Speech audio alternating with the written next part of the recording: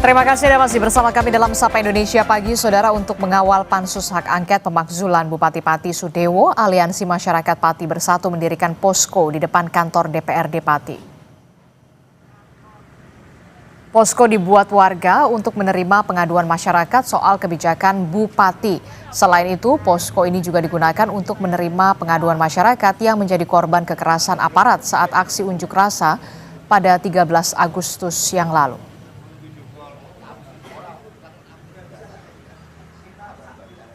Harapannya ya untuk mempercepat kasus hak angket dari DPRD ini agar pelanggaran Mbak Pati Sudewo segera terjadi. Percepatlah kita ngawal di sini agar DPR ini tidak masuk angin, Mbak. Dan informasi terkini terkait dengan hak angket pemakzulan Bupati Pati kepada jurnalis Kompas TV sudah ada Iwan Miftahudin di Pati, Jawa Tengah.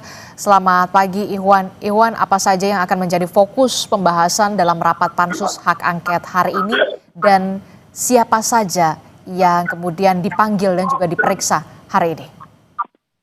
Ya, selamat pagi Adisti dan saudara.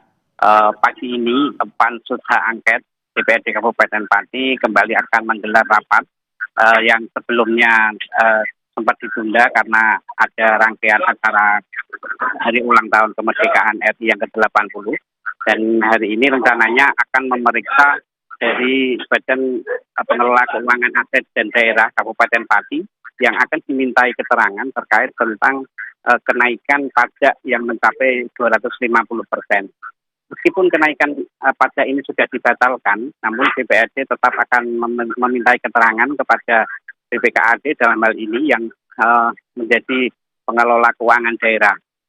Apa dasar yang digunakan untuk menaikkan pajak tersebut, dan kemudian ada nggak aturan-aturan yang sudah dijalankan sesuai dengan aturan yang ada. Selain BPKAD, rencananya juga akan dipanggil dari camat, perwakilan camat dan kepala desa, yang dalam hal ini juga menjadi unsur yang terlibat dalam pengumpulan pajak di Kabupaten Pati. Tapi perlu diketahui saudara bahwa hak angket ini atau pansus hak angket ini itu sudah bekerja sejak tanggal 13 dan 14 Agustus kemarin. Pada pansus pertama kemarin yang tanggal 14 itu, pansus sudah memanggil berbagai pihak, diantaranya dari direksi rumah sakit, kemudian dari ex-karyawan rumah sakit sebanyak 220 yang di PHK secara sepihak. Dan nantinya hasil-hasil temuan ini akan dikumpulkan, dirangkum, dan kemudian dijadikan dasar untuk nantinya pansus ini merekomendasikan atau mengirimkan kepada MA. Seperti itu, Adisti. Oke, jadi Anda menyebutkan tanggal 14 Agustus kemarin memang pansus sudah memanggil pihak dari pimpinan RSUD Suwondo, kemudian juga dan hari ini ada BPKAD, begitu ya, Badan Pengelola Keuangan Aset Daerah, untuk dimintai penjelasan soal bagaimana kebijakan kenaikan pajak hingga 250% yang sudah dibatalkan. Nah, kapan sebenarnya? Ini yang jadi pertanyaan, kapan sebenarnya DPRD akan memanggil sang Bupati Pati Sudewo? Ya, terkait tentang pemanggilan Bupati ini sendiri, Ketua Pansus beberapa waktu lalu menyampaikan bahwa kemungkinan akan dipanggil. Namun kapannya ini DPRD masih berhati-hati, artinya DPRD berupaya mengumpulkan dahulu bukti-bukti atau data-data dari aduan-aduan masyarakat. Setidaknya ada 12 poin aduan yang kemarin disepakati untuk dibahas dalam pansus ini. Kalau kita hitung dari kemarin baru kasus RSUD, yang kemudian hari ini kasus tentang kenaikan pajak, kemudian nanti di hari ketiga baru membahas tentang persoalan regrouping dan mutasi pejabat. Nah, ini kemungkinan juga masih akan lama, Adisti. Namun dari pansus menyampaikan meskipun ada banyak tuntutan warga yang harus dicari informasi atau dikonfirmasi kepada yang bersangkutan, Ketua Pansus menyampaikan akan berupaya secepat mungkin untuk menyelesaikan pansus ini. Dan perlu diketahui untuk peta pansus ini di DPRD Kabupaten Pati bahwa Bupati Sudewo ini memang didukung oleh 6 partai yang ada di parlemen, dengan kursi ada 20 kursi. Nah, dari partai-partai tersebut ini masuk dalam pansus. Jadi seperti partai pengusung ini juga terlibat dalam pansus hak angket. Jadi seperti apa nanti hasil dari pansus ini kita akan ikuti bersama dan awasi bersama, Adisti. Oke, Iwan, pertanyaan saya selanjutnya, di mana keberadaan sang bupati ini, Bupati Pati Sudewo, setelah kemarin sudah tidak hadir, begitu ya, katanya sakit, kalau sakit dirawat di mana? Sudah ada informasi atau kabar soal ini?